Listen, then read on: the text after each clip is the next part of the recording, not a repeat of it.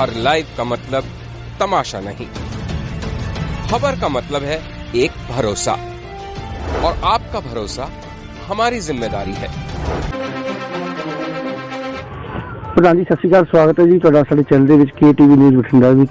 ਜਿਹੜੀ ਰਾਜਨੀਤੀ ਆਪਣਾ ਸ਼ੁਰੂ ਹੋਇਆ ਸਫ਼ਰ ਜੀ, ਇੱਕ ਸਰਕਾਰੀ ਨੌਕਰੀ ਛੱਡ ਕੇ ਰਾਜਨੀਤੀ ਵਾਲੇ ਪਾਸੇ ਆਉਣ ਦਾ ਕੀ ਕੁਛ ਤੁਹਾਡੀ ਜਵਾਬ 'ਚ ਆਇਆ? ਸਭ ਤੋਂ ਪਹਿਲਾਂ KTV ਨਿਊਜ਼ ਬਠਿੰਡਾ ਦੇਖਣ ਵਾਲੇ ਸਾਰੇ ਹੀ ਦਰਸ਼ਕਾਂ ਨੂੰ ਮੇਰੇ ਵੱਲੋਂ ਜਾਣੀ ਕਿਰਨਜੀਤ ਸਿੰਘ ਗਹਿਰੀ ਵੱਲੋਂ ਸਤਿ ਸ਼੍ਰੀ ਅਕਾਲ, ਜੈ ਭੀਮ, ਜੈ ਭਾਰਤ। ਖਾਨ ਸਾਹਿਬ ਤੁਸੀਂ ਜਿਹੜਾ ਇੱਕ ਸਵਾਲ ਕੀਤਾ ਹੈ, ਬੜਾ ਹੀ ਅਹਿਮ ਸਵਾਲ ਕੀਤਾ ਹੈ। ਮੈਂ 16 ਸਾਲ ਦੀ ਉਮਰ ਤੋਂ ਗਰੀਬ ਜਨਤਾ ਦੀ ਸੇਵਾ ਵਾਲੇ ਪਾਸੇ ਨੂੰ ਲੱਗਿਆ। ਮੈਂ ਬੁਢਲਾਡੇ ਜਦੋਂ ਪੜ੍ਹਦਾ ਸੀ ਤਾਂ ਪੰਜਾਬ ਸਟੂਡੈਂਟ ਯੂਨੀਅਨ ਦੇ ਨਾਲ ਮੇਰਾ ਰਾਬਤਾ ਕਾਇਮ ਹੋਇਆ। ਉਸ ਤੋਂ ਬਾਅਦ ਮੈਂ ਬਠਿੰਡੇ ਆਇਆ, ਬਠਿੰਡੇ ਪੰਜਾਬ ਸਟੂਡੈਂਟ ਯੂਨੀਅਨ ਦੇ ਨਾਲ ਮੇਰਾ ਰਾਬਤਾ ਰਿਹਾ। ਦਿਲ ਦੇ ਵਿੱਚ ਇੱਕ ਦਰਦ ਰਿਹਾ ਹਮੇਸ਼ਾ ਕਿ ਗਰੀਬ ਜਨਤਾ ਜਿਨ੍ਹਾਂ ਦੇ ਨਾਲ ਹਰ ਜਗ੍ਹਾ ਭੇਦਭਾਵ ਹੁੰਦਾ ਹੈ, ਵਿਤਕਰਾ ਹੁੰਦਾ ਹੈ, ਉਹਨਾਂ ਦੀ ਕਿਤੇ ਕੋਈ ਸੁਣਵਾਈ ਨਹੀਂ। ਤਾਂ ਇਹ ਮੈਂ ਪਿੰਡ ਸੁਧਾਰ ਸਭਾ ਦਾ ਪਿੰਡ ਦੇ ਵਿੱਚ ਗਠਨ ਕੀਤਾ। ਮੇਰੀ ਉਮਰ ਸੀ ਉਦੋਂ 16 ਸਾਲ ਦੀ। ਉਸ ਤੋਂ ਬਾਅਦ ਪੜ੍ਹਦੇ ਪੜ੍ਹਦੇ ਮੈਂ ਨੌਕਰੀ ਲੱਗ ਗਿਆ ਏਅਰ ਫੋਰਸ ਦੇ ਵਿੱਚ MS ਬਤੌਰ ਏਅਰ ਕੰਡੀਸ਼ਨ ਦੇ ਮਕੈਨਿਕ ਵਜੋਂ। ਮੈਂ 17 ਸਾਲ ਉੱਥੇ ਨੌਕਰੀ ਕੀਤੀ। ਤੇ ਨੌਕਰੀ ਦੇ ਦੌਰਾਨ ਵੀ ਮੈਂ ਬਾਮਸੇਫ ਜਿਹੜੀ ਜਥੇਬੰਦੀ ਨੇ 1585 ਦਾ ਕਨਸੈਪਟ ਦਿੱਤਾ, ਸਰਦਾਰ ਤਜਿੰਦਰ ਸਿੰਘ ਜੀ ਝੱਲੀ ਉਹਨਾਂ ਦੀ ਅਗਵਾਈ 'ਚ ਬਾਮਸੇਫ ਦੇ ਵਿੱਚ ਮੈਂ ਕੰਮ ਕਰਦਾ ਰਿਹਾ। ਫਿਰ MES ਵਰਕਰ ਯੂਨੀਅਨ ਸਾਡੀ ਜਦੋਂ ਬਣੀ ਤਾਂ ਉਹਦੇ ਵਿੱਚ ਵੀ ਮੈਂ ਅਹਿਮ ਭੂਮਿਕਾ ਨਿਭਾਈ। ਮੈਂ JCM ਦਾ ਹੀ ਮੈਂਬਰ ਰਿਹਾ। ਯਾਨੀ ਕਿ 17 ਸਾਲ MES ਏਅਰ ਫੋਰਸ ਦੇ ਵਿੱਚ ਨੌਕਰੀ ਕਰਨ ਦੇ ਨਾਲ ਨਾਲ ਮੈਂ ਯੂਨੀਅਨ ਦੇ ਸੈਕਟਰੀ ਵਜੋਂ, JCM ਦੇ ਮੈਂਬਰ ਵਜੋਂ, ਵਰਕਸ ਕਮੇਟੀ ਦੇ ਚੇਅਰਮੈਨ ਵਜੋਂ, ਵਾਈਸ ਚੇਅਰਮੈਨ ਵਜੋਂ ਮੈਂ ਜ਼ਿੰਮੇਵਾਰੀ ਨਿਭਾਈ। ਜਿਹੜਾ ਰਾਮ ਵਿਲਾਸ ਪਾਸਵਾਨ ਜੀ ਜਦੋਂ VP ਸਿੰਘ ਦੀ ਸਰਕਾਰ ਦੇ ਵਿੱਚ ਸਮਾਜ ਭਲਾਈ ਮੰਤਰੀ ਸੀ, ਉਹਨਾਂ ਨੇ ਮੰਡਲ ਕਮਿਸ਼ਨ ਦੀ ਰਿਪੋਰਟ ਲੈ ਕੇ ਆਂਦੀ। ਮੰਡਲ ਕਮਿਸ਼ਨ ਦੀ ਰਿਪੋਰਟ ਜਿਹੜੀ ਬੈਕਵਰਡ ਕਲਾਸ ਦੇ ਲੋਕਾਂ ਦੇ ਹੱਕਾਂ ਦੇ ਹਿੱਤਾਂ ਦੀ ਪੂਰਤੀ ਕਰਦੀ ਸੀ। ਤਾਂ ਉਸ ਟਾਈਮ ਬੜਾ ਵਿਰੋਧ ਹੋਇਆ ਰਾਮ ਵਿਲਾਸ ਪਾਸਵਾਨ ਜੀ ਦਾ, VP ਸਿੰਘ ਜੀ ਦਾ। ਐਸੇ ਨਾਰੇ ਵੀ ਲੱਗੇ ਜਿਹੜੇ ਮੈਂ ਇੱਥੇ ਦੱਸ ਨਹੀਂ ਸਕਦਾ। ਅਸੀਂ ਬੜਾ ਪ੍ਰਭਾਵਿਤ ਹੋਏ ਰਾਮ ਵਿਲਾਸ ਪਾਸਵਾਨ ਜੀ ਦੇ ਵਿਚਾਰਾਂ ਤੋਂ। ਜਦੋਂ ਪਾਰਲੀਮੈਂਟ ਦੇ ਵਿੱਚ ਬੋਲਦੇ ਤਾਂ ਹਮੇਸ਼ਾ ਗਰੀਬਾਂ ਦੇ ਦਰਦ ਨੂੰ ਉੱਥੇ ਬਿਆਨ ਕਰਦੇ। ਤਾਂ ਮੇਰਾ ਫਿਰ ਉਹਨਾਂ ਦੇ ਨਾਲ ਜਦੋਂ ਨੇੜਤਾ ਬਣੀ, ਜਦੋਂ ਬਿਆਨ ਸਿੰਘ ਦੀ ਸਰਕਾਰ ਸੀ ਪੰਜਾਬ ਦੇ ਵਿੱਚ, ਤਾਂ ਉਦੋਂ ਮਨਪ੍ਰੀਤ ਸਿੰਘ ਬਾਦਲ ਪਹਿਲੀ ਵਾਰ ਇਲੈਕਸ਼ਨ ਲੜੇ ਸੀ ਗਿੱਦੜਬਾਹਾ ਤੋਂ। ਤਾਂ ਰਾਮ ਵਿਲਾਸ ਪਾਸਵਾਨ ਜੀ ਗਿੱਦੜਬਾਹਾ ਆਏ ਤਾਂ ਉਹਨਾਂ ਦੇ ਨਾਲ ਮੈਂ ਉਹਨਾਂ ਦੇ ਵੈਲਕਮ ਲਈ, ਉਹਨਾਂ ਨੂੰ ਜਿਹੜਾ ਹੈਗਾ ਰਿਸੀਵ ਕਰਨ, ਸੀ ਆਫ ਕਰਨ ਤੱਕ ਮੈਂ ਮੇਰੀ ਜਿਹੜੀ ਭੂਮਿਕਾ ਰਹੀ। ਉਸ ਤੋਂ ਪਹਿਲਾਂ ਮੈਂ ਭਾਰਤੀ ਦਲਿਤ ਯੂਥ ਫੈਡਰੇਸ਼ਨ ਦਾ ਗਠਨ ਕੀਤਾ ਤੇ ਮੈਂ ਉਹਦਾ ਪ੍ਰਧਾਨ ਰਿਹਾ। ਰਾਮ ਵਿਲਾਸ ਪਾਸਵਾਨ ਜੀ ਨੇ ਮੈਨੂੰ ਇੱਕ ਗੱਲ ਕਹੀ, ਅਸੀਂ ਲੇਕ ਵੀ ਰੈਸਟ ਹਾਊਸ ਦੇ ਉੱਤੇ ਬੈਠੇ ਹਾਂ ਜਦੋਂ ਗਿੱਦੜਬਾਹਾ ਤੋਂ ਵਾਪਸ ਮੁੜ ਕੇ ਆਇਆ ਮਨਪ੍ਰੀਤ ਬਾਦਲ ਦੇ ਪਹਿਲੇ इलेक्शन समय। तो कहते उन्होंने क्या, गहरी जी आप काम तो करते हैं, आप दलित सेना में क्यों नहीं करते? उस टाइम पार्टी नहीं थी, उस टाइम दलित सेना थी। तो मैं दलित सेना के शामिल हो गया। तो दलित सेना की जिम्मेवारी मैंने दी तो मैं अहम जिम्मेवारियां निभाइया राम विलास पासवान जी की अगवाई। क्योंकि राम विलास पासवान जी एक ऐसे नेता सी जिन्होंने अंदर गरीब वर्ग का दर्द जोड़ा सीगा वो कुट कुट के भरिया होया सी। तो बाबा साहब डॉक्टर भीमराव अंबेडकर का सुपना वो पूरा करना चाहते। मैं हर लड़ाई च, हर संघर्ष के विच कुदया। उस तो बाद मैंने नौकरी तो रिजाइन इस करके देना पाया कि राम विलास पासवान जी ने क्या आप इलेक्शन लड़ो। तो मैं इलेक्शन लड़िया। तो इलेक्शन लड़न वेले मैं जितने जमा बिल्कुल नसी नेड़े सी। राम विलास पासवान जी बड़े बार मेरे इलेक्शन के 5-4 बार वो आए, कंपेन करके गए और उन्होंने कहा कि मेरा तजर्बा है, आपको कोई नहीं हरा सकता। लेकिन फिर भी मेरे हारन का जो कारण बनया, उस टाइम मेरा सरसेड़ा के जोड़े प्रेमी सीगे उन्होंने कांग्रेस पार्टी में सपोर्ट किया सी ते मेरी सीट से आखिरी टाइम सपोर्ट करता सी। तो जोड़ा मैं समझदा कि मेरे हार नाल समूचे दलित समाज का, अनुसूचित जाति वर्ग के लोगों का बहुत बड़ा नुकसान होया। मेरे हार नाल जिहड़ी आवाज़ अज तो 15 साल पहला विधान सभा च उठनी चाहिए सी, वो आवाज़ 15 साल सड़कों से मैनूं उठाउणी पई। ਅਸੀਂ ਸਮੇਂ ਮੁਤਾਬਕ ਜਿੱਦੇ ਕਿਤੇ ਸੋਸ਼ਲ ਬਾਈਕਾਟ ਸਮਾਜ ਦੇ ਵਿੱਚ ਹੋ ਜਾਣਾ, ਗਰੀਬਾਂ ਦੇ ਨਾਲ, ਦਲਿਤਾਂ ਦੇ ਨਾਲ ਵਿਤਕਰਾ ਹੋ ਜਾਣਾ, ਧੱਕੇਸ਼ਾਹੀ ਹੋ ਜਾਣੀ, ਕਿਰਨਜੀਤ ਸਿੰਘ ਗਹਿਰੀ ਨੇ ਆਪਣੀ ਟੀਮ ਸਮੇਤ ਉਹਦੇ ਖਿਲਾਫ ਲੜਾਈ ਲੜੀ, ਡਟ ਕੇ ਲੜਾਈ ਲੜੀ ਔਰ ਅਸੀਂ ਲੜਾਈ ਵੀ ਲੜੀ ਔਰ ਜਿੱਤ ਪ੍ਰਾਪਤ ਕੀਤੀ। ਮੈਂ ਹੁਣ ਵੱਡੀ ਲੜਾਈ ਜਿਹੜੀ ਅਸੀਂ, ਜੇ ਮੈਂ ਸਾਰੀਆਂ ਦਾ ਜ਼ਿਕਰ ਕਰਾਂ, ਭਾਵੇਂ ਝੁੱਗੀ ਝੋਪੜੀ ਵਾਲਿਆਂ ਨੂੰ ਜਗ੍ਹਾ ਦਿਵਾਉਣ ਦੀ ਗੱਲ ਹੋਵੇ, ਭਾਵੇਂ ਬਠਿੰਡੇ ਦਾ ਧੋਬੀਆਣਾ, ਫਰੀਦਕੋਟ ਦੀਆਂ ਦੀ ਧੱਕਾ ਬਸਤੀ, ਬਹੁਤ ਸਾਰੀਆਂ ਮੈਂ ਜਗ੍ਹਾ ਦਾ ਜ਼ਿਕਰ ਕਰਾਂ ਜਿੱਥੋਂ ਲੋਕਾਂ ਨੂੰ ਉਠਾਇਆ ਜਾ ਰਿਹਾ ਸੀ, ਉਜਾੜਿਆ ਜਾ ਰਿਹਾ ਸੀ, ਕਿਰਨਜੀਤ ਸਿੰਘ ਗਹਿਰੀ ਨੇ ਬੁਲਡੋਜ਼ਰਾਂ ਮੂਹਰੇ ਖੜ੍ਹ ਕੇ ਲੋਕਾਂ ਨੂੰ ਉੱਥੇ ਵਸਾ ਕੇ ਰੱਖਣ ਦਾ ਕੰਮ ਕੀਤਾ। ਇਸ ਤਰ੍ਹਾਂ ਤੁਹਾਨੂੰ ਸੰਘਰਸ਼ ਜੋ ਸੰਘਰਸ਼ ਕੀਤਾ ਸੀ ਤੁਸੀਂ, ਤੇ ਜੇਲ੍ਹ ਵੀ ਜਾਣਾ ਪਿਆ ਪ੍ਰਧਾਨ ਜੀ। ਦੇਖੋ, ਜੇ ਅਸੀਂ ਸੰਘਰਸ਼ ਦੀ ਵੀ ਗੱਲ ਕਰੀਏ ਕਿ ਸੰਘਰਸ਼ ਜਿਹੜਾ ਹੁੰਦਾ ਹੈ, ਜਦੋਂ ਲੋਕਾਂ ਦੇ ਹੱਕਾਂ ਵਾਸਤੇ ਅਸੀਂ ਲੜਾਂਗੇ, ਉਦੋਂ ਜਿਹੜਾ ਸਰਕਾਰ ਦਾ ਲਾਸਟ ਹੱਥਕੰਡਾ ਹੁੰਦਾ ਹੈ ਨੇਤਾ ਨੂੰ ਜੇਲ੍ਹ ਭੇਜਣਾ, ਜਿਹਦੇ ਪਰ ਕਈ ਵਾਰ ਮੈਨੂੰ ਜਾਣਾ ਪਿਆ, ਮੇਰੀ ਟੀਮ ਈਵਨ ਕਿ ਮੇਰੇ ਪੂਰੇ ਪਰਿਵਾਰ ਨੂੰ।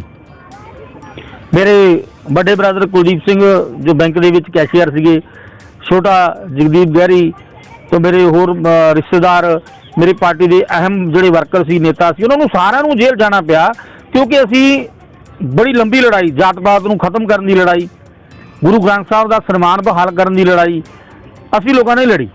ਸ਼੍ਰੋਮਣੀ ਗੁਰਦੁਆਰਾ ਪ੍ਰਬੰਧਕ ਕਮੇਟੀ ਦੇ ਵੱਲੋਂ ਗੁਰੂ ਗ੍ਰੰਥ ਸਾਹਿਬ ਦਾ ਸਤਿਕਾਰ ਬਹਾਲ ਨਾ ਕਰਾਏ ਜਾਣ ਕਰਕੇ ਮੈਨੂੰ ਉੱਥੇ ਜਿਹੜਾ ਹੈਗਾ, ਅਸੀਂ ਧਰਨਾ ਵੀ ਦਿੱਤਾ, ਹਜ਼ਾਰਾਂ ਦੀ ਗਿਣਤੀ 'ਚ ਲੋਕਾਂ ਨੇ ਜਾ ਕੇ ਬਾਬਾ ਜੀਵਨ ਸਿੰਘ ਬ੍ਰਿਗੇਡ ਬਣਾ ਕੇ ਅਸੀਂ ਉੱਥੇ ਧਰਨਾ ਵੀ ਦਿੱਤਾ। ਮਤਲਬ ਕਾਫੀ ਸਾਨੂੰ ਮੁਸ਼ਕਲਾਂ ਦਾ ਸਾਹਮਣਾ ਕਰਨਾ ਪਿਆ, ਪਰ ਮੈਨੂੰ ਖੁਸ਼ੀ ਇੱਕ ਗੱਲ ਦੀ ਜ਼ਰੂਰ ਹੈਗੀ ਹੈ ਕਿ ਜਿਹੜੀ ਵੀ ਲੜਾਈ ਮੈਂ ਸ਼ੁਰੂ ਕੀਤੀ ਅਸੀਂ ਉਹਨੂੰ ਜਿੱਤਿਆ। ਜੇ ਗੱਲ ਕਰੀ ਲਾਲ ਲਕੀਰ ਦੀ ਪ੍ਰਧਾਨ ਜੀ, ਤੁਸੀਂ ਅੱਜ ਤੋਂ 15-17 ਸਾਲ ਪਹਿਲਾਂ ਸੰਘਰਸ਼ ਕੀਤਾ ਸੀ, ਆਵਾਜ਼ ਉਠਾਈ ਸੀ, ਹੁਣ ਚੰਨੀ ਸਾਹਿਬ ਨੇ ਵੀ ਪਾਸ ਕਰਤੀ ਉਸ ਗੱਲ ਨੂੰ। ਮੈਂ ਇਸ ਗੱਲ ਤੇ ਤੁਹਾਨੂੰ ਮੈਂ ਇੱਕ ਗੱਲ ਦੱਸਣਾ ਚਾਹੁੰਦਾ ਕਿ ਅਸੀਂ ਜਦੋਂ ਮੈਂ ਦਲਿਤ ਸੈਨਾ ਦਾ ਪ੍ਰਧਾਨ ਸੀ, ਅਸੀਂ ਇੱਕ ਗੱਲ ਉਦੋਂ ਕਿਹਾ ਕਰਦੇ ਸੀ ਕਿ ਸਕੂਲਾਂ ਦੇ ਵਿੱਚ ਬੱਚਿਆਂ ਨੂੰ ਖਾਣਾ ਮਿਲਣਾ ਚਾਹੀਦਾ, ਸਕੂਲਾਂ ਦੇ ਵਿੱਚ ਬੱਚਿਆਂ ਨੂੰ ਇੱਕੋ ਤਰ੍ਹਾਂ ਦੀ ਵਰਦੀ ਮਿਲਣੀ ਚਾਹੀਦੀ ਹੈ, ਗਰੀਬ ਦੇ ਬੱਚੇ ਤੇ ਅਮੀਰ ਦੇ ਬੱਚੇ ਦਾ ਜਿਹੜਾ ਫਰਕ ਹੈ, ਜਿਹੜਾ ਭੇਦਭਾਵ ਹੈ, ਜਿਹੜਾ ਵਿਤਕਰਾ, ਇਹ ਖਤਮ ਹੋਣਾ ਚਾਹੀਦਾ। ਜਿਹੜੀ ਦਿੱਖ ਤੋਂ ਲੱਗਦਾ ਹੈ ਕਿ ਗਰੀਬ ਦਾ ਬੱਚਾ ਹੈ, ਅਮੀਰ ਦਾ ਬੱਚਾ ਹੈ, ਖਤਮ ਹੋਣੀ ਚਾਹੀਦੀ ਹੈ। ਅਸੀਂ ਇਹ ਲੜਾਈ ਕਰਦੇ, ਇੱਕੋ ਜਿਹੀ ਐਜੂਕੇਸ਼ਨ ਹੋਣੀ ਚਾਹੀਦੀ ਹੈ। ਇਹ ਲੜਾਈ ਲੰਬਾ ਸਮਾਂ ਚੱਲੀ, ਅਸੀਂ ਦਿੱਲੀ ਤੱਕ ਸਾਈਕਲ ਮਾਰਚ ਤੱਕ ਕੀਤੇ, ਮੋਟਰਸਾਈਕਲ ਮਾਰਚ ਤੱਕ ਕੀਤੇ, ਧਰਨੇ, ਭੁੱਖ ਹੜਤਾਲਾਂ, ਬੜਾ ਕੁਛ। ਅੱਜ ਸਕੂਲਾਂ ਦੇ ਵਿੱਚ ਬੱਚਿਆਂ ਨੂੰ ਖਾਣਾ ਮਿਲ ਰਿਹਾ, ਸਕੂਲਾਂ ਦੇ ਵਿੱਚ ਬੱਚਿਆਂ ਨੂੰ ਵਰਦੀਆਂ ਮਿਲ ਰਹੀਆਂ। ਮੈਨੂੰ ਖੁਸ਼ੀ ਹੁੰਦੀ ਹੈ ਕਿ ਅਸੀਂ ਇਹ ਗੱਲ ਨੂੰ ਉਠਾਇਆ ਤੇ ਅੱਜ ਇਹ ਹੋ ਰਿਹਾ। ਹੁਣ ਇੱਕ ਸਾਡੀ ਲੜਾਈ ਜ਼ਰੂਰ ਬਾਕੀ ਹੈਗੀ ਹੈ ਕਿ ਐਜੂਕੇਸ਼ਨ ਇੱਕੋ ਜਿਹੀ ਹੋਣੀ ਚਾਹੀਦੀ ਹੈ, ਗਰੀਬ ਦਾ ਬੱਚਾ ਹੋਵੇ ਚਾਹੇ ਅਮੀਰ ਦਾ ਬੱਚਾ ਹੋਵੇ, ਇੱਕੋ ਜਿਹੇ ਸਕੂਲਾਂ ਦੇ ਵਿੱਚ ਉਹ ਪੜ੍ਹਨੀ ਚਾਹੀਦੀ ਹੈ, ਇੱਕੋ ਜਿਹੀਆਂ ਵਰਦੀਆਂ, ਇੱਕੋ ਜਿਹੇ ਸਾਰਾ ਉਹਨਾਂ ਦਾ ਰਹਿਣ ਸਹਿਣ, ਸਭ ਚੀਜ਼ ਇੱਕੋ ਜਿਹੀ ਹੋਣੀ ਚਾਹੀਦੀ ਹੈ। ਇਹ ਮੇਰੀ ਲੜਾਈ ਹੈ। ਲਾਲ ਲਕੀਰ ਖਤਮ ਕਰਾਉਣ ਦੀ ਲੜਾਈ ਦਾ ਕਨਸੈਪਟ ਮਨ 'ਚ ਕਦੋਂ ਆਇਆ?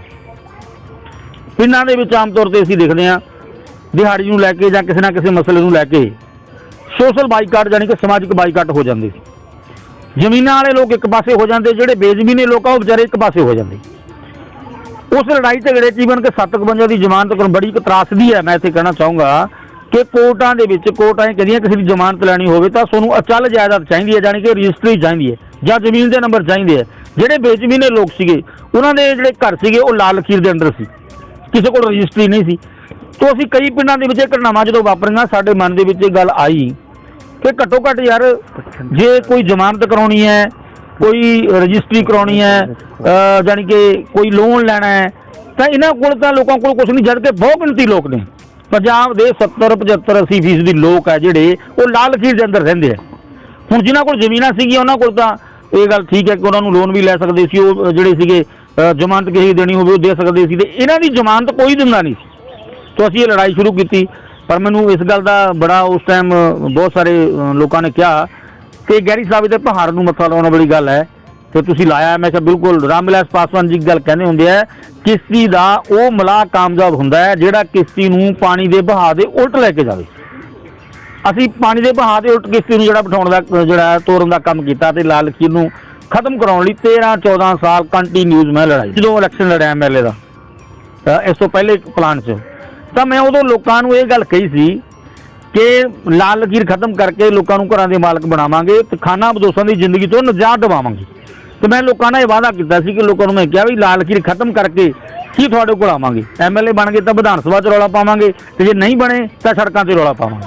ਅਸੀਂ ਇਹਨੂੰ ਵਾਅਦੇ ਨੂੰ ਨਿਭਾਇਆ ਔਰ ਸੜਕਾਂ 'ਤੇ ਪੂਰਾ ਅੰਦੋਲਨ ਕੀਤਾ, ਐਜੀਟੇਸ਼ਨ ਕੀਤੀ। ਅੱਜ ਮੈਨੂੰ ਖੁਸ਼ੀ ਹੈ ਇਸ ਗੱਲ ਦੀ ਕਿ ਪੰਜਾਬ ਦੇ ਮੁੱਖ ਮੰਤਰੀ ਚਰਨਜੀਤ ਸਿੰਘ ਚੰਨੀ ਨੇ ਕੁਰਸੀ 'ਤੇ ਬੈਠਦੇ ਹੀ ਸਭ ਤੋਂ ਪਹਿਲਾਂ ਇਹ ਫੈਸਲਾ ਲਿਆ ਕਿ ਲਾਲ ਲਕੀਰ ਨੂੰ ਖਤਮ ਕਰਕੇ ਲੋਕਾਂ ਨੂੰ ਮਾਲਕੀ ਦਾ ਹੱਕ ਜਿਹੜਾ ਹੈ ਪੰਜਾਬ ਸਰਕਾਰ ਦੇਣ ਜਾ ਰਹੀ ਹੈ।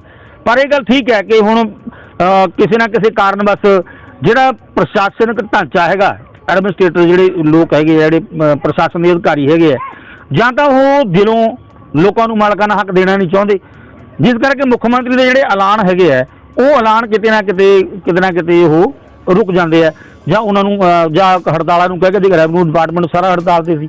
ਪਰ ਮੁੱਖ ਮੰਤਰੀ ਚਰਨਜੀਤ ਸਿੰਘ ਚੰਨੀ ਨੇ ਆਪਦੇ ਹਲਕੇ ਜਿਹੜੀਆਂ ਉਹ ਰਜਿਸਟਰੀਆਂ ਜਿਹਨੂੰ ਸਨਦ ਕਹਿੰਦੇ ਆ ਉਹ ਸਰਟੀਫਿਕੇਟ ਜਾਰੀ ਕਰਦੇ।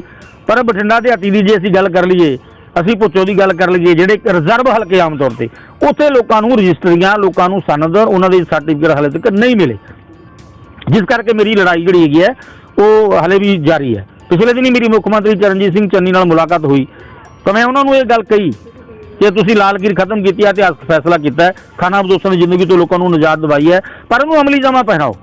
ਜਲਦੀ ਲੋਕ ਜਿਹੜੇ ਖਾਨਾ ਬਦੋਸ਼ਾਂ ਦੀ ਜ਼ਿੰਦਗੀ ਬਤੀਤ ਕਰ ਰਹੇ ਆ, ਜਿਨ੍ਹਾਂ ਕੋਲ ਘਰਾਂ ਦੀ ਰਜਿਸਟਰੀ ਹੈ ਨਹੀਂ, ਘਰਾਂ ਦੀ ਮਾਲਕੀ ਹੈ ਨਹੀਂ, ਉਹਨਾਂ ਨੂੰ ਮਾਲਕਾਨਾ ਹੱਕ ਦਿਓ। ਇਹਦੇ ਨਾਲ ਬਹੁਤ ਸਾਰੇ ਮਸਲੇ ਹੱਲ ਹੁੰਦੇ ਆ। ਆਮ ਤੌਰ ਤੇ ਅਸੀਂ ਦੇਖਦੇ ਹਾਂ ਕਿ ਪਿੰਡਾਂ ਦੇ ਵਿੱਚ ਕਹਿ ਲਈਏ ਜਿਨ੍ਹਾਂ ਕੋਲ ਜ਼ਮੀਨ ਜਾਇਦਾਦ ਨਹੀਂ ਹੈਗੀ, ਬਜ਼ੁਰਗ ਵਿਚਾਰੇ ਜਿਹੜੇ ਸਾਡੇ ਬਜ਼ੁਰਗ ਮਾਵਾਂ ਵਿਚਾਰੀਆਂ ਹੈਗੀਆਂ, ਉਹਨਾਂ ਨੂੰ ਆਮ ਤੌਰ ਤੇ ਘਰਾਂ ਦੇ ਵਿੱਚ ਕਿਸੇ ਨਾ ਕਿਸੇ ਗੱਲ ਤੇ ਕੋਈ ਮਸਲਾ ਖੜਾ ਹੋ ਜਾਂਦਾ ਹੈ ਤਾਂ ਅਸੀਂ ਦੇਖਦੇ ਹਾਂ ਕਿ ਉਹਨਾਂ ਨੂੰ ਵਿਚਾਰਿਆਂ ਨੂੰ ਜਾਂ ਤਾਂ ਕਹਿੰਦੇ ਆ ਬੇਸਹਾਰਾ ਆਸ਼ਰਮ, ਜਿਹੜੇ ਬਜ਼ੁਰਗ ਆਸ਼ਰਮ ਹੈ ਉਹਨਾਂ 'ਚ ਪਈ ਬਤੀਤ ਕਰਨ ਲਈ ਉਹ ਜਿਹੜੀ ਹੈ ਉਹਨਾਂ ਨੂੰ ਕਰਨੀ ਪੈਂਦੀ ਹੈ। ਮੈਂ ਇਹਦੇ 'ਚ ਮੇਰੇ ਕੰਸੈਪਟ ਦਿਮਾਗ ਦੇ ਵਿੱਚ ਇਹ ਸੀ, ਘੱਟੋ ਘੱਟ ਜੇ ਮਕਾਨ ਦੀ ਰਜਿਸਟਰੀ, ਮਕਾਨ ਦੇ ਕਾਗਜ਼ਾਤ ਉਸ ਦੇ ਕੋਲ ਹੋਣਗੇ ਤੇ ਘੱਟੋ ਘੱਟ ਉਸ ਬਜ਼ੁਰਗ ਨੂੰ, ਉਸ ਮਾਂ ਨੂੰ, ਉਸ ਬਾਪ ਨੂੰ ਉਹਦਾ ਨੂੰਹ ਪੁੱਤ ਸੌਖੇ ਢੰਗ ਨਾਲ ਰੋਟੀ ਦੇਊਗਾ, ਕਿਉਂਕਿ ਉਹਨੂੰ ਪਤਾ ਹੋਊ ਕਿ ਮਕਾਨ ਉਹਦੇ ਨਾਮ ਹੈਗਾ।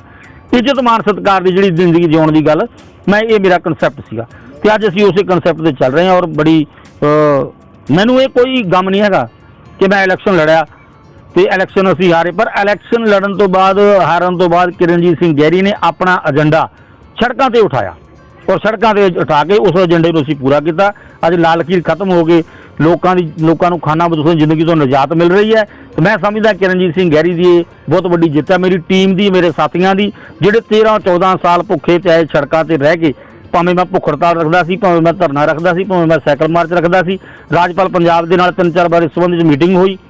ਮੁੱਖ ਮੰਤਰੀ ਪਹਿਲੇ ਰਹੇ ਜਿਹੜੇ ਬਾਦਲ ਸਾਹਿਬ, ਉਹਨਾਂ ਨਾਲ ਵੀ ਮੀਟਿੰਗ ਹੋਈ ਸੀ, ਪਰ ਉਹਨਾਂ ਨੇ ਵੀ ਮਿੱਠੀਆਂ ਗੋਲੀਆਂ ਦਿੱਤੀਆਂ। 30 ਦਸੰਬਰ 16 ਨੂੰ ਉਹਨਾਂ ਨੇ ਨੋਟੀਫਿਕੇਸ਼ਨ ਕੀਤਾ, ਪਰ ਉਹ ਨੋਟੀਫਿਕੇਸ਼ਨ ਜਿਹੜਾ ਕੀਤਾ ਉਹ ਬਿਲਕੁਲ ਇੱਕ ਐਂ ਕਰਤਾ ਕਿ ਕਰਕੇ ਚੁੱਪ ਕਰ ਗਏ। ਤਾਂ ਪਰ ਐਤਕੀ ਚਰਨਜੀਤ ਸਿੰਘ ਚੰਨੀ ਨੇ ਜਿਹੜਾ ਇਨੀਸ਼ੀਏਟਿਵ ਲਿਆ ਹੈ, ਜਿਸ ਢੰਗ ਨਾਲ ਉਹਨਾਂ ਨੇ ਐਲਾਨ ਕੀਤਾ, ਜਿਸ ਤਰ੍ਹਾਂ ਉਹਨਾਂ ਨੇ ਨੋਟੀਫਿਕੇਸ਼ਨ ਕੀਤਾ, ਮੈਨੂੰ ਆਸ ਹੈ ਕਿ ਪੰਜਾਬ ਦੇ ਜਿਹੜੇ ਲੋਕ ਹੈਗੇ ਆ ਖਾਨਾ ਬਦੋਸ਼ਾਂ ਦੀ ਜ਼ਿੰਦਗੀ ਤੋਂ, ਉਹਨਾਂ ਨੂੰ ਨਿਜਾਤ ਮਿਲੂਗੀ ਤੇ ਲਾਲ ਲਕੀਰ ਖਤਮ ਕਰਕੇ ਲੋਕ ਜਿਹੜੇ ਘਰਾਂ ਦੇ ਮਾਲਕ ਬਣਨਗੇ। ਉਹ ਰਜਿਸਟਰੀਆਂ ਨਾਲ ਲੋਕਾਂ ਨੂੰ ਲੋਨ ਵੀ ਮਿਲ ਸਕੂਗਾ, ਲੋਕ ਜ਼ਮਾਨਤ ਵੀ ਆਪਦੀ ਦੇ ਸਕਣਗੇ। ਅਸਲ ਦੇ ਵਿੱਚ ਇਹ ਬੇਜ਼ਮੀਨੇ ਲੋਕਾਂ ਦੇ ਲਈ ਬਹੁਤ ਵੱਡਾ ਜਿਹੜਾ ਹੈ ਇਹ ਫੈਸਲਾ ਸੀ, ਬੜੀ ਵੱਡੀ ਲੜਾਈ। 2022 ਦੀ ਇਲੈਕਸ਼ਨ ਆ ਗਈ, ਉਹਨੂੰ ਕਿਵੇਂ ਦੇਖਦੇ ਹੋ ਪ੍ਰਧਾਨ ਜੀ ਤੁਸੀਂ? ਦੇਖੋ 2022 ਦੀ ਇਲੈਕਸ਼ਨ ਦੇ ਵਿੱਚ ਇਹ ਹੈ ਕਿ ਹੁਣ ਕਾਫੀ ਟੁੱਟ ਭੱਜ ਹੋਣ ਜਾ ਰਹੀ ਹੈ। ਆਉਣ ਵਾਲੇ 10 ਕੁ ਦਿਨਾਂ ਦੇ ਵਿੱਚ ਇਹ ਸਾਰੀ ਜਿਹੜੀ ਤਸਵੀਰ ਹੈ ਪੰਜਾਬ ਦੀ ਉਹ ਸਾਹਮਣੇ ਆਊਗੀ ਕਿ ਅਸਲ ਦੇ ਵਿੱਚ ਪੰਜਾਬ 'ਚ ਹੋਣ ਵਾਲਾ ਕੀ ਹੈ। हर लाइव का मतलब तमाशा नहीं, खबर का मतलब है एक भरोसा, और आपका भरोसा हमारी जिम्मेदारी है।